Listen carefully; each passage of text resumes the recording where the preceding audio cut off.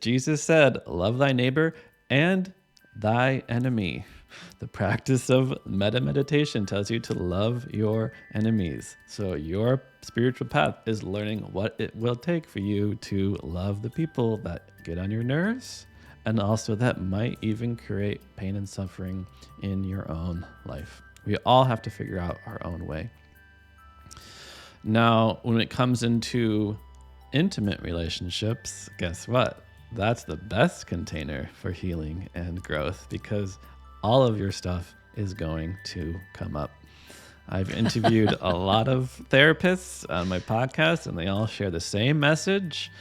Relationships are snow globes. They will shake up your world, they'll turn upside down, and all of your stuff will come out. And again, it's there for a reason.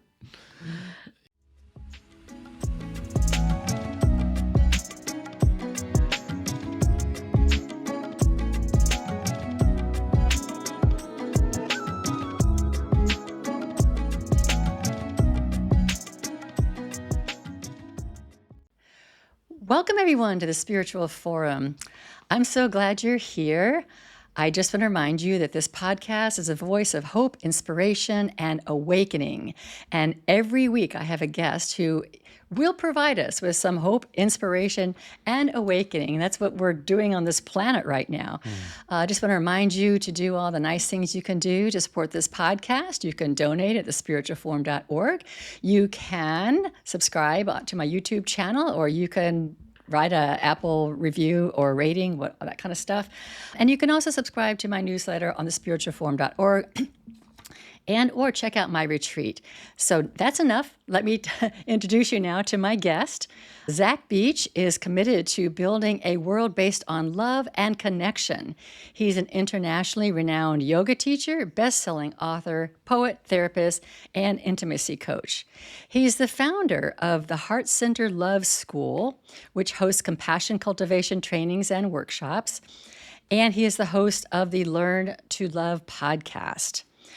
Zach recently graduated from the Marriage and Family Therapy program at Cal State University East Bay and is currently working as a mental health therapist. His writings have been featured in a number of outlets. I'm not going to list them all. He's got lots of certifications. I'm not going to list them all. But I thought that the Prison Yoga Project was pretty cool. All this will be in his bio below. His recent book is titled Love and Suffering, which is what we'll be talking about today. Welcome, Zach. Thank you so much. Nice to be with you here today, Carol. Yes, I'm really glad to have you. And you're a seasoned podcast host, so it was so nice to have no tech problems. Well, you never know. You never know. You never know. The tech gods are favoring us today. So we talked about you was starting out with some rapid fire questions, and I've got a few for you, and then we'll get to know you a little bit more this way. This will be easy because you just wrote a book. So succinctly, how would you describe what your message is to the world? My message is that love is the reason that we are here. If you are looking for meaning, happiness, joy in your life, look no further than love. And make sure that your love means encountering and being compassionate to the suffering that exists in the world. Spiritual practice isn't simply about following one's bliss, but also about venturing into the darkness with the courage of an awake heart. Wow. Okay, you've got that one down pretty well. I love the combination of love and suffering. I think that's why I was really attracted to your book. So we'll get into that in a few minutes. Now, this one may be a little... I think you're ready for it. I was wondering how you might define God or spirit or the divine. Wow, right into it. Right into it. Stick in. If I were to give a succinct definition, I usually say that which transcends all forms and infuses all forms. To me, God is both transcendent and immanent, meaning in this world, but also beyond this world. See, I told you you would love unity because that's what we say too. We Yes. say the exact same thing. Both transcendent. That God is very holds these paradoxes: the transcendent and the immanent, the feminine and the masculine. Mm-hmm. The infinite and the right here. Mm. So I love your definition. All right. So this one, I don't know if this would be hard or not. You'll have to pick one. Just tell me one of your most favorite things that you like to do. Spiritual practice. I mean, for me, meditation, yoga, even contemplative prayer, going on retreat, reading sacred texts and sacred scriptures. I love developing this mind, body, heart, spirit. Wonderful, wonderful. Thank you so much for sharing. I think we know you a little bit better now. Now we're going to go into your stories. So, if you can just talk about how does Zach Beach go from whatever you were or have been or grew up to be to being a person who's committed to building a world based on love and connection, or is that just something that was always a part of you? No, it's something that has certainly been developed. So that is also something I teach, that inside all of us, there are seeds, seeds that we can water and seeds we want to nourish. Inside every human being, we have seeds of love and we have seeds of hatred. And that's what our spiritual practice is designed to do, to water the seeds of love, compassion, and kindness in our heart. And not so much toss out those other seeds, but compost them. This is the lesson of awakening. No mud, no lotus. We must transform the suffering in our life, transform the human condition in order to find that awakened state. So for me, I find spiritual practice is an iterative process where we first reflect on what matters most to us in this life and then try our best to live in line with those values. So it's like a spiral, upward spiral, downward spiral, whatever you want to say, because it's a deepening of what we find is most important and then a discovering of how to live that out in the world. In one of my poetry books, I have a few simple lines. It goes, when I was younger, I practiced sports. When I was older, I practiced money. And now I am wise and practice peace. So yes, throughout different times in my life, I have been told that certain things are important and try it on like a shirt, see if it fits. And been told money and success and fame is important. I've been told other things in this world, in the material world, are important. But upon deeper reflection, I find it's those inner qualities that we seek, such as peace, love, kindness, and compassion, that are the true gateway to a meaningful and fulfilling life. So did you have any point in your life where you awakened to that, or was it something that kind of gradually came to you? For me, it's been gradual, a gradual and steady growth and integration towards the light and integrating the darkness. And I'm still on this path, and it's wonderful to be on this path with you. And I'm sure many of your listeners are on very similar paths. Well, I like hearing that. It's interesting because I have a lot of guests on that have some sort of dramatic turn, like some event happens in the world and they give everything up and they Mm-hmm. move onto the spiritual path, or some tragedy happens, or some amazing Kundalini experience happens. Mm. But there's also a gradual path. There is also nothing absolutely fantastical and amazing. I didn't have a near-death experience or something like that, and I've just chose to be on the path, and I'm gradually walking that path. And that sounds kind of like what your life has been like. Yes, as the saying goes, enlightenment happens by accident, but certain things make us accident prone. So, yes, we are cultivating certain things inside of ourselves, but it's not up to us. It's up to the grace of God. You mentioned God's Spirit earlier. It's not up to us. And for many people, you have great saints in India who awakened at age 6 and spent the rest of their life teaching. You have people who've never studied a single text in their life suddenly awake to the true nature of reality and turned into great gurus. But then you have others who are very steeped in spiritual and religious traditions that are able to integrate such teachings into their awakening experience. Yeah, there is a range. So let's pivot to your book, which is titled Love and Suffering. And it's interesting that you put those together. Makes a lot of sense. But let's talk about why love and suffering go together, and why does suffering seem just kind of essential to the human condition? Well, as Carl Jung says, the brighter the light, the darker the shadow. So, inevitably, in this human condition, love leads to suffering, and suffering leads to love. And this is actually a good thing. I like how you mentioned that for some people, a sudden tragic event often either puts them on the spiritual path or becomes a catalyst for spiritual awakening. And this has happened throughout time, throughout history. You find people in their darkest of nights, in the dark night of the soul. That is almost a forcing function to look for something beyond, something greater. Often the divine is found in the depths. Often the ground is where we find gold. And the unification of love and suffering is the practice of compassion. And lately, as I've been sharing this message, I find it so crucial to heal so much of the divide that we see in today's world. There's a lot of conflict. There's a lot of dissonance between liberals and conservatives, between Republicans and Democrats, between different countries that are at war with each other, between Christians and Muslims and Jews. We see lots of conflict. So, what's a good starting point? What's a good place that we can all agree on? And I find it's the human need for love and the not wanting of suffering that can be a bridge, because every human being needs love. We all need to be seen, recognized, honored, accepted for who we are, validated for who we are. And at the same time, nobody wants to suffer. Nobody wants to be in pain. So underneath of the surface level differences, we find a sameness, a commonness that can unite us. And we can see our path as one of creating more love in the world and one of alleviating suffering.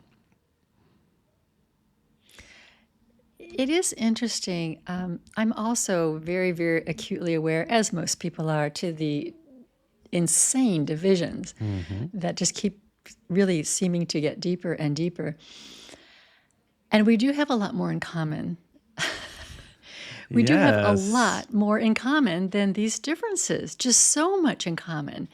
And if we could just like focus on that for like 5 minutes, like if some critical mass number of people could focus on this for 5 minutes, I think the scales would tip. We are all here and want to be seen and want to be loved, and nobody wants to to suffer, like you say.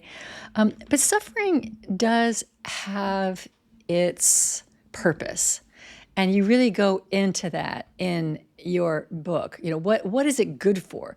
We have a society that I think tells us that we shouldn't be suffering. Like suffering, there's something wrong if we're suffering. Like we should be happy all the time. And if we're suffering, we're off on some way. But it really is part of being human. Can you highlight for us a few of the reasons or a few of the ways that suffering serves us? Absolutely. We're on such similar paths just hearing you. I 100% agree, first of all, that compassion arises from commonness, from knowing our common humanity. I just want to mirror what you said around that. And I do want to mirror that, yes, society places something inside of us that like we're wrong, something's wrong with us. There's certain things we need to change to be accepted in this world. Now, in terms of looking at aspects of our being that we don't like, I find this arises from the duality of the mind.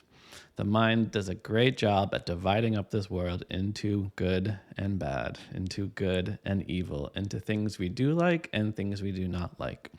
And this applies especially to our inner experience. I think we can all very easily divide up emotions into those that we associate with more positive things and those that we associate with more negative things. Happiness is good, sadness is bad, joy is good, anger is bad. But I'm sure you talk about this in the unity, but we have to look beyond such dualities that divide things up into good and bad and see all emotions as messengers, that they are there for a reason. Our goal is not to eradicate them, but actually to embrace them, to see what they have to say. Going back to how spirituality is a reflection of our values, our emotions too are a reflection of our values. So anger is an emotion that naturally arises to injustice, to feeling wronged. So when we do sense that anger, rather than act it out, we can simply recognize it, see it for what it is, and see what it is trying to say, see what it is trying to teach us. So in this way, suffering is a messenger. Even the things we label as negative are a messenger. Now, that's just one piece of the suffering puzzle. Because another thing that's very important to know about the human condition is that we grow through stress. Is that suffering is an opportunity for growth, and that it is often the only way to grow. If you want your muscles to be stronger, you have to lift weights. If you want them to be more flexible, you have to stretch them. So too, if you want to cultivate other aspects of your experience, such as your ability to remain calm in the heat of the moment, or when you're talking with your partner, it's going to be a challenge. There's going to be some grist for the mill. Do you think that we would be happy in a world without suffering? Do you think humans can do it? Well, I love the hypothetical. I think we first need to recognize the first noble truth that this life does contain suffering. It's often translated as life is suffering, but I think it's just safe to say that there is suffering in life. The Buddha taught of the main archetypal sufferings of sickness, old age, and death. So yes, even before Botox and plastic surgeries and the invention of sunscreen and other face creams 2,000 years ago, the Buddha was able to recognize the human truth that we don't like aging, we don't like getting sick, and we definitely don't like dying. So in that way, guess what? Aging, sickness, and death are also great teachers. We have much to learn from them if we are able to embrace them. And this is what the spiritual path is all about: freedom from suffering. So on the path to freedom from suffering, we gain so much insight and wisdom. Now, I like your hypothetical. What about a magical world where, all of our needs are magically met in a perfect world? So I actually use the metaphor that is in the 1999 movie, The Matrix, which not I love it. everyone Yes, has The seen, Matrix. but there's this idea that the first iteration of The Matrix was a perfect world. And the idea that is presented in the movie is that human beings rejected it. Human beings did not want to be in this world. So I think rather than think about, is a perfect world possible? I think when we look at human beings, we have to recognize that we will inevitably bring in suffering into any place that we enter into. And this is, to me, one of the most foundational lessons of suffering, which is that if you don't transform your suffering, you will transmit it. If you don't transform your own internal suffering, you will transmit it and spread it out to everyone in your life and everyone in society. This is what intergenerational trauma is all about. If you don't break the cycle now, you will pass it on to your children and your children's children. And until you are able to cultivate peace in yourself, you will only create more violence in the world. We must begin with ourselves. Yeah, I think that's what this earth plane is about. And I think that ultimately on the spiritual path that we want to get to a place where this world is perfect. The imperfection is perfect. It's like it's designed for us, not against us. And even when we suffer horrible injustices, there is an opportunity to move through them and then rise to another level and release more ego levels, layers, or whatever it is, blocks that are keeping us from experiencing the oneness with all. And so in that sense, when we are completely present to the way things are and not avoiding reality, that it is perfect. Yes, yes, absolutely. So, this is a lesson we see throughout history and throughout time. Those that have awakened to the true nature of reality discover that there's no atom in the universe that is out of place, that everything is right to be as it is. Now, to any listener that's like, hey, wait a second, I hear you. I also remember hearing this message 10 years ago. I was even in a Dharma talk, and the teacher was like, everything is perfect. Things are right to be as they are. And to me, it seemed like so offensive. Like it seems so like, how could you possibly say that? When you look at the world, when you see the suffering. So childhood cancer is right to be as it is. War, violence, genocide, this is right to be as it is. And I actually think that's a ripe place to begin, actually. Like, how are these things that my mind has labeled negative? Is there a way to view this in a different way? Even Shakespeare wrote, nothing is good or bad, but thinking makes it so. Mm-hmm. And there's this Mm-hmm. other quote I love from John Milton, Paradise Lost, where he wrote, the mind in its own place can make a heaven of hell and a hell of heaven. We always have to look back to our own mind that is creating Mm-hmm. the suffering in the world. And we can actually, in the deepest of hells, be in heaven. We have this capacity.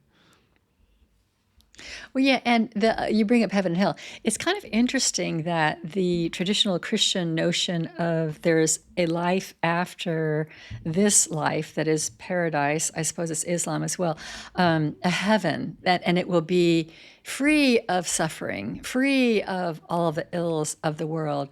And I just wonder, I've always wondered, like, how's that going to be if we're bringing our own consciousness the way it is, if we haven't really transmuted our own consciousness and learn how to be at peace within our own souls? How are we going to be? How would there be this world where there is no suffering? And would we be bored? Yes. I love that quote where it's like, I've already been to heaven. After 5 minutes, I was like, let's go. Yeah, let's get back. I'm done. That's the mind. You have to look at the mind. Yeah, I do think we're here on purpose. I do think we choose to be here. I can't prove that, but I do think we choose to be here. And I think this is an interesting time to be alive on this planet because we do have the opportunity with the divisions getting, deeper and deeper and crazier and crazier. I do think we have the opportunity to it's almost like it's pressing down on us. And we need all of that pressure until we get to this point where we go, no, we're not going to do that anymore. And that we've called this into being, and that we have the opportunity then to choose a universal love. That's my vision. Mm-hmm. Um, I'm going to ask you a silly question, but you might see where I'm going with it. Do you know how big a Okay. mustard seed is? It is not the tiniest seed. I know that. It's very tiny, but it's not the tiniest one. Well, yeah, I'm sure that's true. There's probably a tinier one, um, but it's a very small seed. It's teeny. Yeah. And it's such a wonderful symbol. Like you might have even heard the story of the Buddha and the mustard seed, where a distraught mother has lost her child and doesn't know what to do. She doesn't know what to do. So the Buddha says, go collect a mustard seed from anyone else who has not lost somebody in the village. And of course, everyone has lost somebody. So loss is part of life. This is our common humanity. We can use loss and suffering as a gateway to compassion and empathy for other human beings. But we also have this idea that the kingdom of heaven is like a mustard seed. Again, it's so small. And you're like, how is that possible? Well, as Thomas Merton says, the gate of heaven is everywhere. When we talk about the imminence of our religious practice, we can see the gate of heaven as everywhere. We can see, as St. Teresa of Avila says, all the way to heaven is heaven, like this path.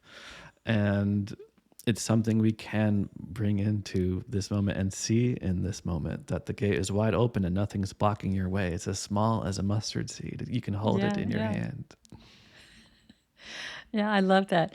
I did really, really like the chapters about the love of God and also the suffering of the Buddha and the suffering of the Christ. Those are the ones I really kind of glommed onto, especially the love of God, because you really walk through a lot of stories of the mystics and the ones who really like deeply fall in love, with the divine, and they have this experience beyond what everybody else is doing with the following of the rules and the practices and all.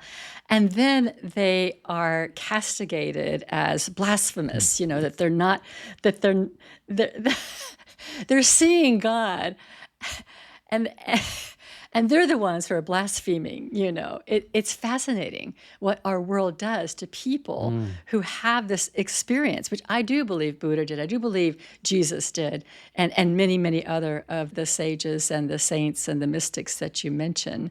So it's like when you're on this journey and your consciousness opens in that way, then maybe you got to put on the full armor of God because they're coming after you. It's so true. I mean, it's certainly interesting how mystics throughout time share the same message. Although many are steeped deeply in particular religious traditions, the truth that they find in the mystical experience is universal. And everything they say is almost always validated through time. Like, sure, they might be burned at the stake at the time, but then hundreds of years later, here we are being enchanted by the writings of St. John of the Cross and Rumi and Hafiz and Kabir.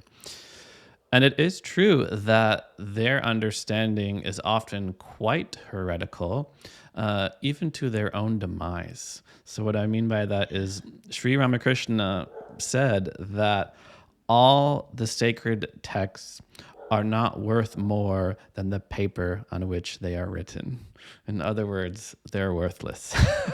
Yeah, the words. Yeah, Yes, the words yeah. themselves aren't even worth more than they are in the paper. So obviously, if you've devoted your life, your profession, your tradition to those texts, such a statement can be quite blasphemous. um, but I was even I've recently gotten into the work of St. Thomas Aquinas, who wrote this incredible body of work known as the Summa Theologica. It's a sprawling work that really tried to cover the whole breadth of philosophy and Christianity at the time. And I don't know if you know this, but towards the end of his life, he had his own mystical awakening and was like, I can't finish this book. He never finished it. And he was like, it's just straw. Like it's just paper. It's just meaningless words. And no words could possibly encapsulate the ultimate reality, the divine, nothing. So even like people can become despondent as oh my gosh, this truth, it's ineffable, it's inconceivable. Everything I've tried to accomplish in my life is nothing compared to the divine. The experience, yeah, the actual experience. I'm reminded of there's a book by H. Emily Cady called Lessons in Truth, and it's a book that's used a lot in Unity. And if I remember right, there's some point in a chapter where she says something like, I can't remember what it was, but like, don't read no further. It's kind of like, this is what's important, read no further. But then she goes on, and I can't think of any reader that puts it down. Like, okay, Yes. I'm at page 23. I read till she told me to stop reading, but it was kind of like that. I think that's so dramatic. There's nothing ... like you're in the middle of a book ... There's nothing else I can say. Yeah, it's like the first line of the Tao Te Ching, like the Tao that can be named is not the Tao. It's like, that's the first sentence of your book, and you've gone on to to write Yeah. more. Right. Right. It is funny that we humans really glom onto things like the word and reading the book. And like I'm leading a book study right now with a group, and it's a very profound book. But I can see we get very attached to the ideas, the paragraphs, the sentences.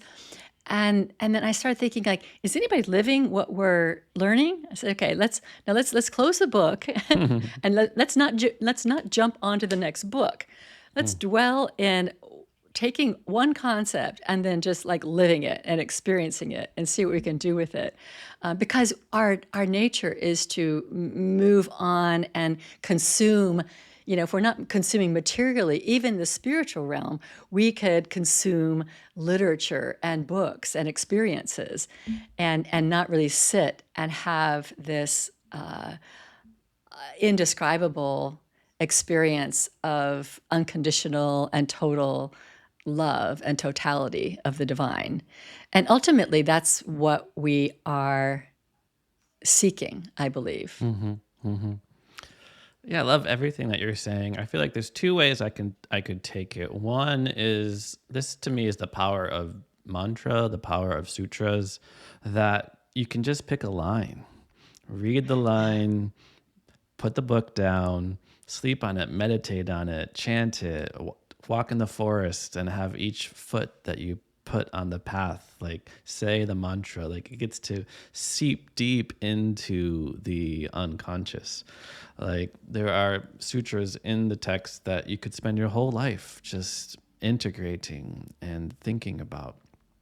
And you don't need 500 pages, right? When you look at the profound sacred texts of this world, they're small books, because that's all you need. The Bhagavad Gita, I have a pocketbook that I often carry with me wherever I go travel. The Tao Te Ching, the Upanishads, the Dhammapada. These are all very small book because it's truth. And the truth can be in just a few words. However, you're not going to grasp it immediately, of course, because your conscious mind can't even grasp it fully. Now, what your story also reminds me of is just that there are different paths up the mountain. So when I do yoga trainings, I often share Swami Vivekananda's 4 paths of yoga. There is, of course, the Jnana path, the path of knowledge. That's what we're doing right now. We're talking, we're reading, we're sharing different things that we've learned. We're also using kind of logical discourse to differentiate between truth and non-truth. But then there's also the karma path, the path of selfless service and being there for others. There's also the bhakti path, the path of surrender, love, and devotion. And then there is the raja path, the path of self-discipline and mastery. So that's what Patanjali says. Just quiet your mind and you will know everything that there is to know. This mind of ours, it's on repeat, it's limited. We have to discover a dimension to our being that goes beyond the continuous movement of thinking. In fact, that's my theme later today. I'm teaching a yoga class, and I'm like, okay, guys, we all have a sickness. We all have CNST, and we are here to cure ourselves of it. We are all diagnosed with chronic nonstop thinking. Believing everything that we think, caught up in our own thoughts. We're sick of it with making us sick, and we need to heal ourselves from it. So in the society we live in, where's the pill for that? Right? That's what people want, right? For sure. They want the pill, the injection, something. Don't tell me I have to do anything differently. Just give me a pill. Yeah. Oh my. So, well, let's talk about love again, because love is hard for so many of us. I mean, it's something that we're challenged. The whole relationship thing, we're just really challenged. So, what does your book bring to people who are challenged with all their relationships and love, I guess? Yes, bringing our perfect love to our imperfect relationships and the Right. imperfect humans in our life. So, in a general sense, before we get into intimate relationships, I find it helps to see everyone in life as a teacher, everyone in life as a guru. Just as sickness, old age, and death are teachers here to teach us the meaning of life, so too, guess what? The challenging people in your life are there to teach you something. So, yes, the person that makes you angry is there to teach you how to manage your anger. Now, they might not teach you directly. They're not going to teach you how to take breaks and count backwards from 10 and do some breathing exercises and look at where your anger comes from. They are there to induce certain challenging emotions so that you, on your own path, begin to work with them. So, yes, people that want to go really fast in your life are there to teach you patience. Teach people that frustrate you are there to teach you acceptance. And this, again, sometimes when I do teach things like this, I'm like, I'm just a messenger. Okay. Jesus said, love thy neighbor and thy enemy. The practice of meditation tells you to love your enemies. So your spiritual path is learning what it will take for you to love the people that get on your nerves and also that might even create pain and suffering in your own life. We all have to figure out our own way. Now, when it comes into intimate relationships, guess what? That's the best container for healing and growth because all of your stuff is going to come up. I've interviewed a lot of therapists on my podcast, and they all share the same message. Relationships are snow globes. They will shake up your world, they will turn upside down, and all of your stuff will come out. And again, it's great there for a metaphor. reason. Your partner will press your buttons so that you realize that your buttons are there. And on your path of loving yourself, loving your partner, it's about deconditioning your conditioning, which most likely is going to be from your parents, but can be from other primary caregivers and society and culture and different things like that. But fortunately, you also have a loving partner that can support you through that. Have you ever read the books by Robert Johnson, He, She, and We? Robert Johnson sounds very familiar. He's a Jungian analyst. Yeah. And I think he was in Houston. I'm not sure. Anyway, they're small books, but he takes Greek mythology and he illustrates the divine masculine, the hero's journey, and the divine feminine and what the feminine's journey is. And the book We is about romantic love. And, romantic love is so interesting because we end up with exactly what you say, this partner who's going to be the snow globe for us. So it's really going to show us all of our stuff. But that's not how it started. It started as this, for most of us, this experience of being in love where you actually feel oneness with all and you feel that you see God in this person Yeah. and you feel the divine in you and everything. It's just, Robert Johnson talks about how that's like putting your hand in an electric socket. It's like we couldn't sustain that. Like that's the attractive force, but we couldn't sustain that much intensity. And so that it shifts to what it ends up being. But isn't that ironic that the person who's going to show us everything and be our biggest teacher and be our biggest challenge, we get lured into that relationship with this very spiritual experience. Yes, you 100%, you're on the mark. We fall in love. That's the fun part. That's the joy part. That's the butterflies in the stomach. I just met the most perfect person who completes me in They're every perfect. single way. And then you make all sorts of promises to each other and then move in together. And then you begin the shift from idealistic love to realistic love. And that's when the real work of love begins. Yeah, Robert Johnson calls it stirring the oatmeal love. Like I haven't heard that, but I love it. I love it because it's simple. We're not living the grand adventure. We're at home together stirring oatmeal, and it's a very practical, very very intimacy in a different way. That it's not the fantastical hand in the electric socket. It's the very comforting, working together and creating this meal, very simple meal, stirring the oatmeal together. I really like that metaphor. Yeah. So what do you recommend for people when, let's just say that they're just bopping around life and life is good and I'm happy and I'm feeling good and I'm really feeling connected to all that is, and then boom, something happens, an email or somebody criticizes you or somebody this or somebody that. I always liken the life of Jesus's last day as showing us how to walk through, betrayal and denial and unjust trials and things like that, and ultimately, all of the trials of life. But what is your recommendation for when something happens and then you feel upset, anger, whatever? What is your recommendation for what a person does with that? Well, I often say, whatever is in the way is the way. And your dilemma is a very common complaint I almost hear from folks trying to say begin a meditation practice, trying to have a spiritual practice but I can't meditate when my kids are banging at the door. I can't meditate when there's traffic outside moving up and down. I can't meditate in this situation. I can't do this in this situation. And whatever your life situation is, that is the perfect time to awaken.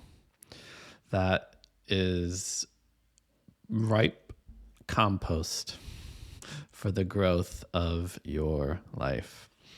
So that's beautiful when you do encounter that distraction, because what are you going to do with that? How will you integrate it? Can you watch your own anger, frustration, and irritation at this supposed interruption? Can you see this interruption as a messenger? And can you see what it is trying to tell you? Can you integrate it? Because I'll repeat it again, if you don't transform your suffering, you will transmit it. This mud is here for your lotus. This darkness is here for your light. Yeah, for me, I think that's really beautiful. For me, I know I try to get to a place of looking at that. Why is this an upset for me? First, what are my feelings? Many of us can't identify our feelings, and I find I have trouble with it too. I feel like you insulted me. I feel insulted. I say, that's not a feeling. You hurt me. No, that's not a feeling.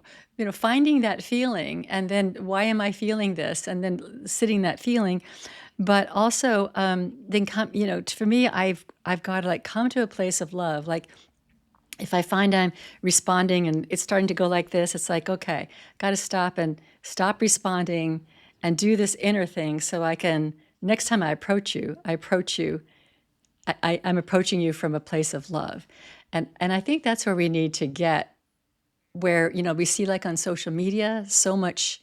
I don't know if you're on social media much, but it's easy for people to be really, really rude and mean and horrible on social media. The comment section. Yes, the comment section. I like to look at the comment section because I always find interesting information, and I find interesting links to go beyond the topic that the video might have been about. But then there's also this horrible banter and this rudeness. But just take a deep breath, and if I'm going to respond, can I respond from a place of love? And if I can't, then just wait until I can. Yeah, I very much like how you use the term space, because that is what we are cultivating. I talk about Viktor Frankl, man's search for meaning, who found in the depths of darkness there is the infinite light of the human spirit.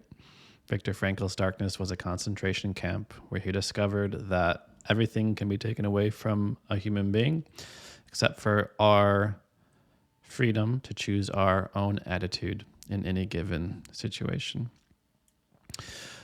And in between the stimulus and the response, there is a space. And within that space is where our freedom lies. So that is what much of our spiritual work is, in my opinion, cultivating that space, widening that space. This is the path of spiritual awakening, and the metaphor of waking up is beautiful because from a spiritual perspective, we're all stuck in a trance. We're all unconscious. We're all just unconsciously reacting to different situations in our life.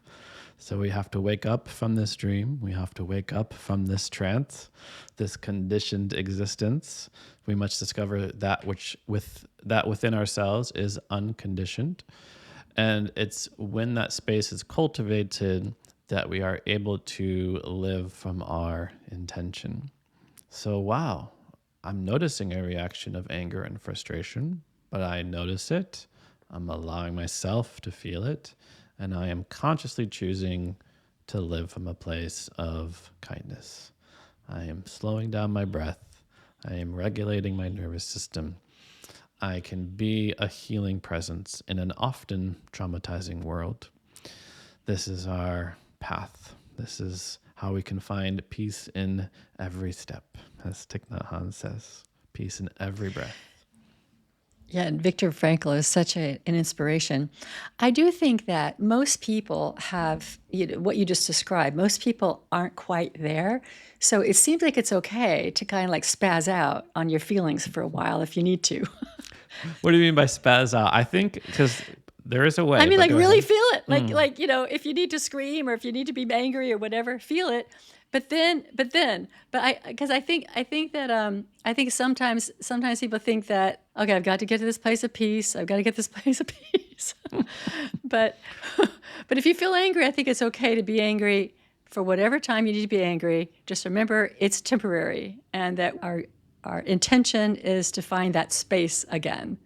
So that's what I mean by spaz out.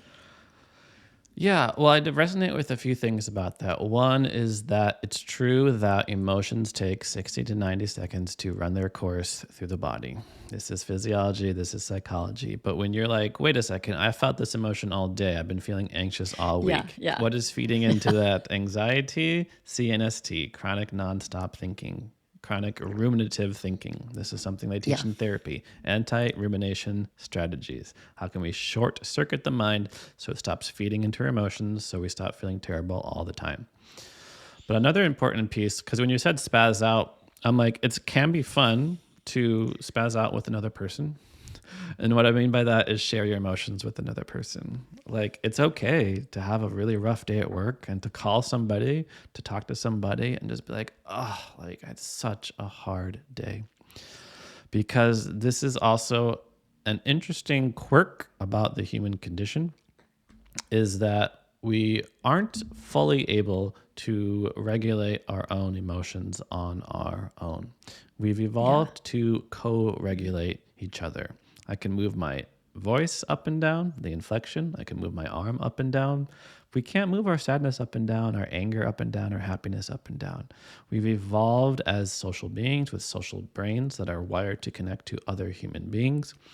And sharing our struggle with somebody else who's able to receive it, not judge it, but validate it, is extraordinarily healing.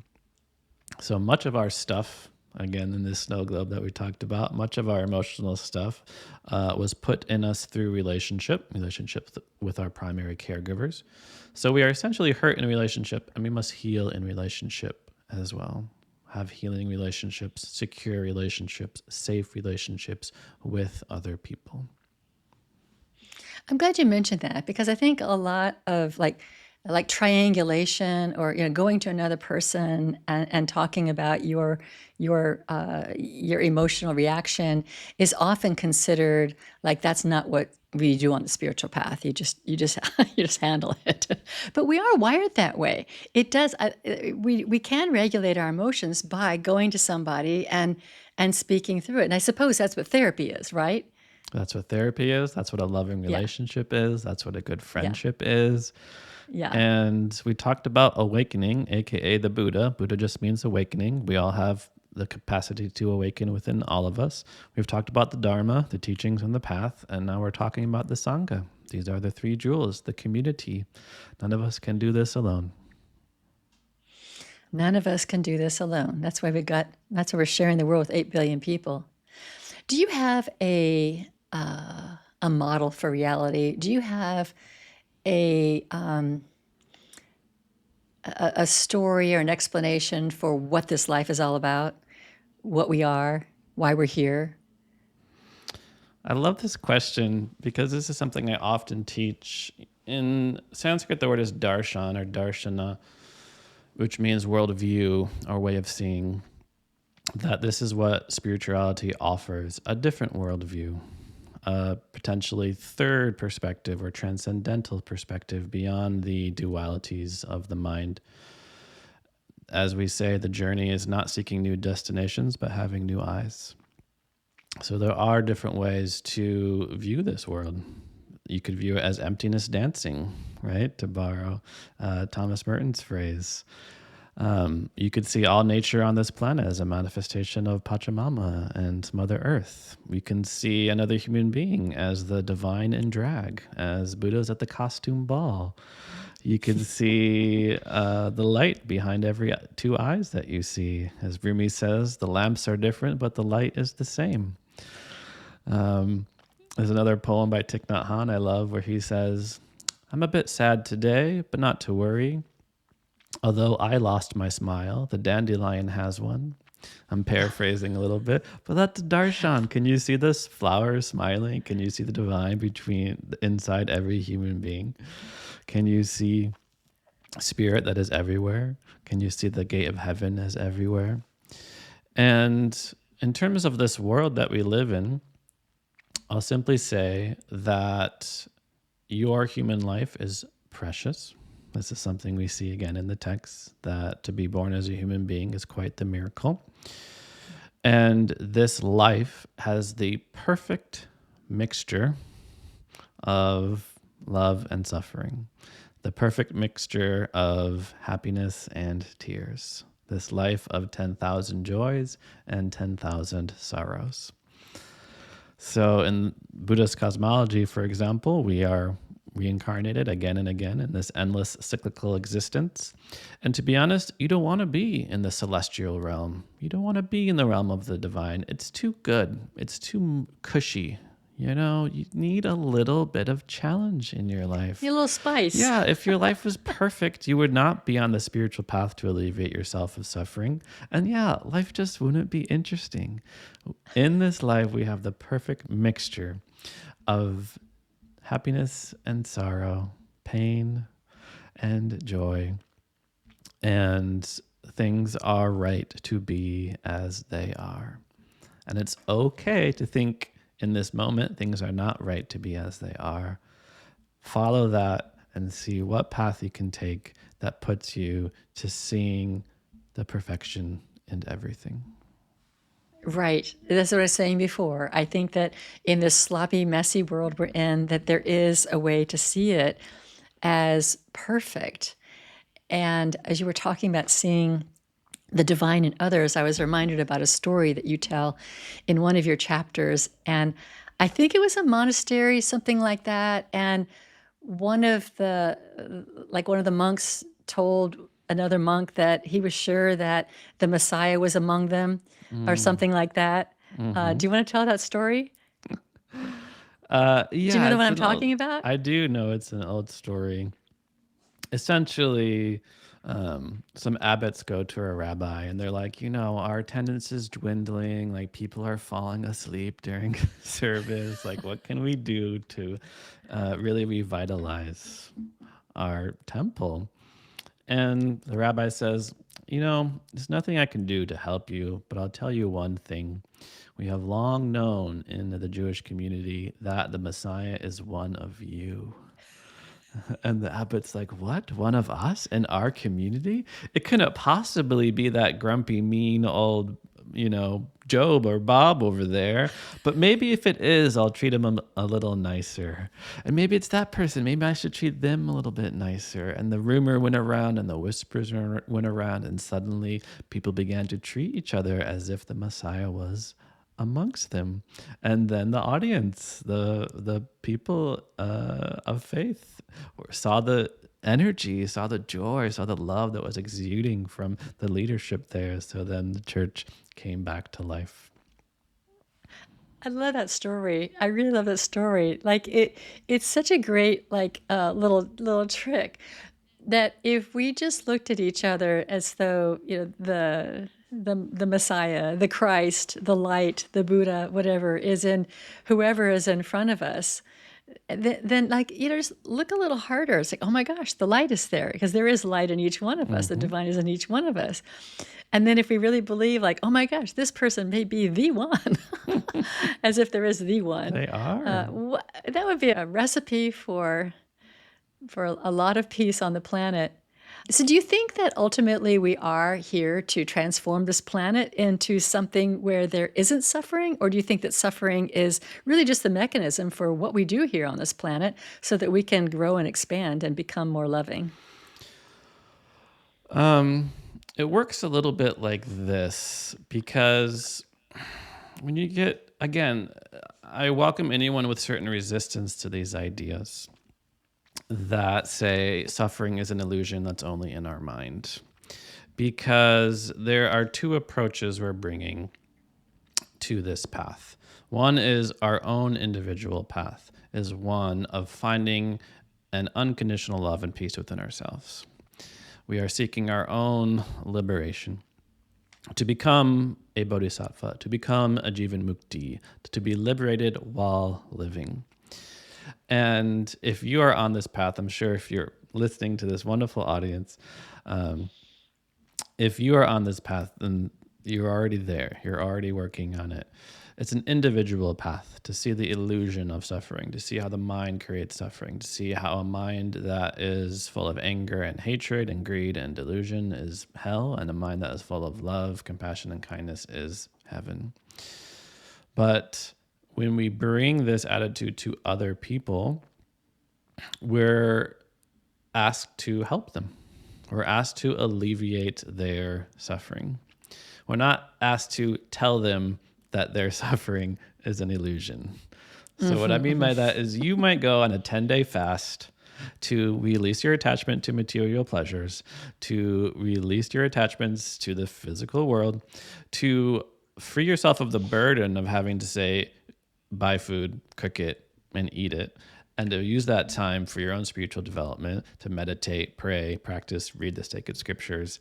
During that time, you might experience extraordinary suffering, extraordinary pains of hunger, and it's for your own benefit. It's for your own growth. Now, if you meet somebody on the road and they haven't eaten in 10 days, your place is not to tell them, oh, good. Perfect. Lucky you.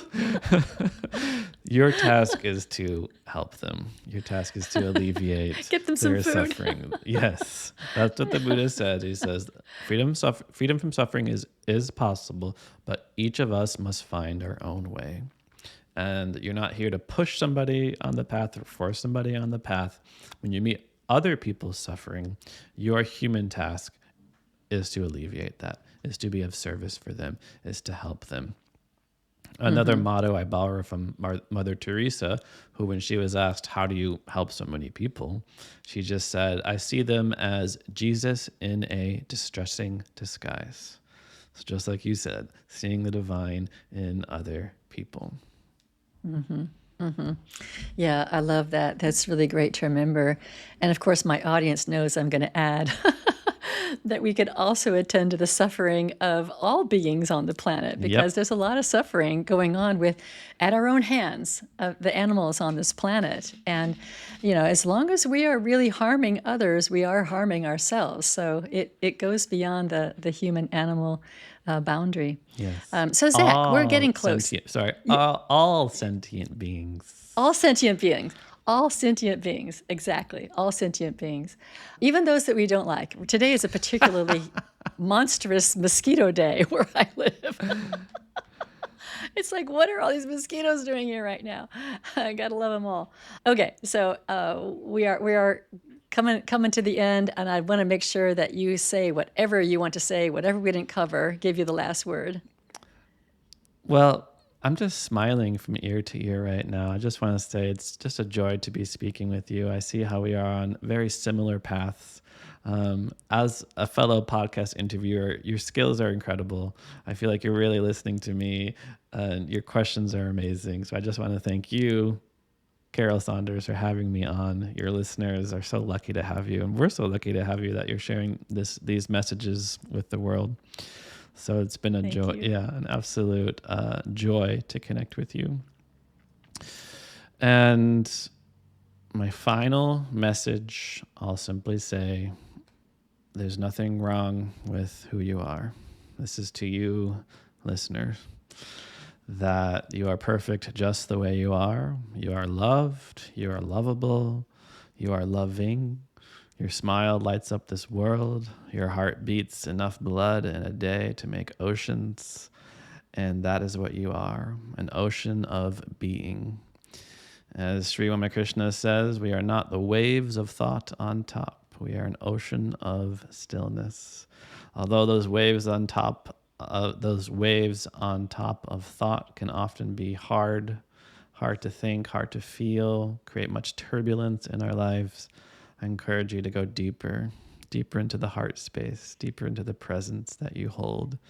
That is where we find our true selves. You are not a concept.